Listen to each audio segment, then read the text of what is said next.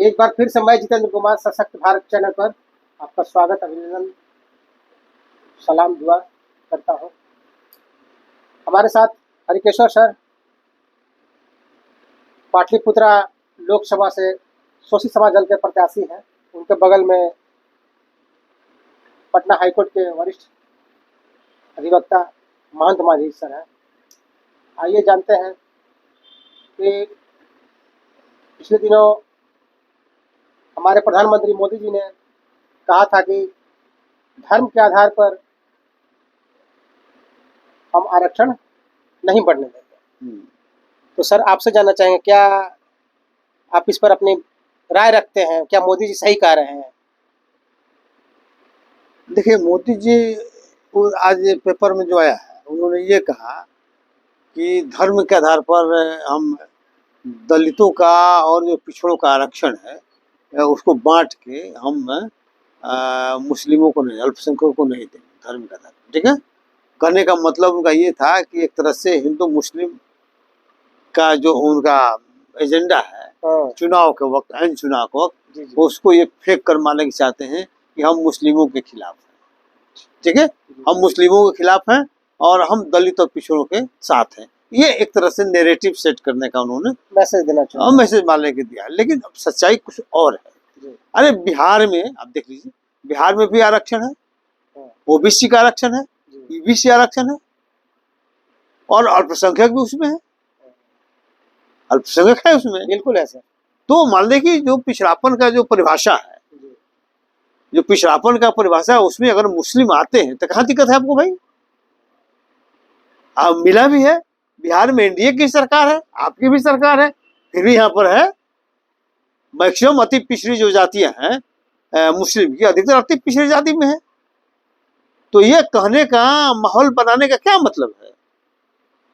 हाँ, एक चीज और मान लीजिए है कि इधर सवाल उठता है, बार बार उठ रहा है कि शेड्यूल कास्ट के मामले में हो रहा है कि पसमानदा मुसलमान मान लें, उनका जो आंदोलन चल रहा है, उनका ये कहना है कि जिस तरह से हिंदू में जो दलित जातियां हैं जो काम करती है, वही काम मुसलमान में भी दलित जातियां करती हैं।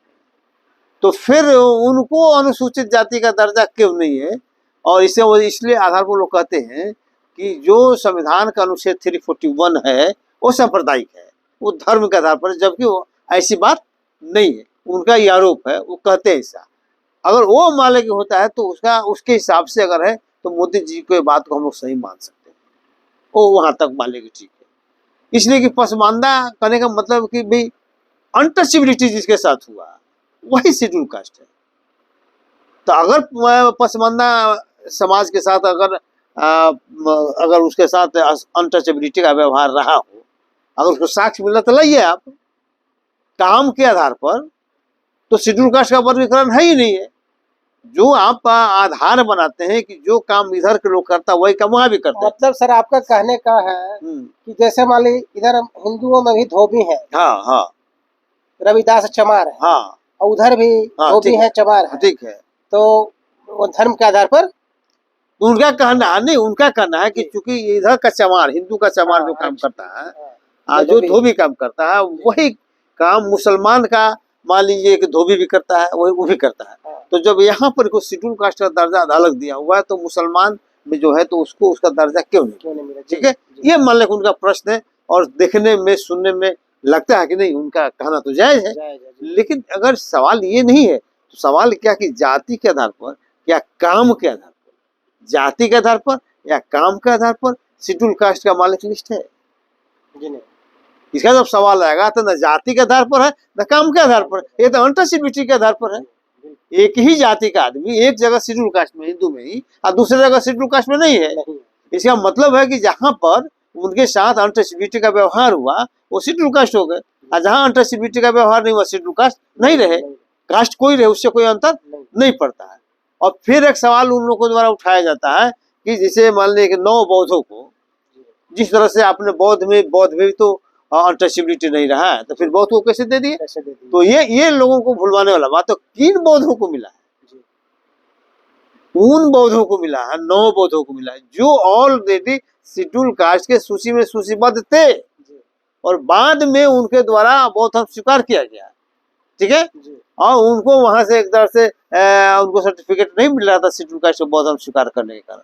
तो हुआ कि नहीं कि जो ऑलरेडी शेड्यूल कास्ट है तो वो शेड्यूल कास्ट रहेगा चाहे कोई धर्म मान ली कर ले। तो उसका साक्ष्य था, बहुत से बहुत बाबा साहब के साथ मान लेके किए थे, तो इसलिए मान लेकर उनको दिया गया।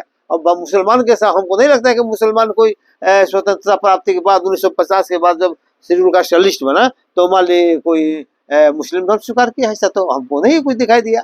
इस तरह से अगर लिस्ट है तो उसके बारे में सोचा जाना चाहिए।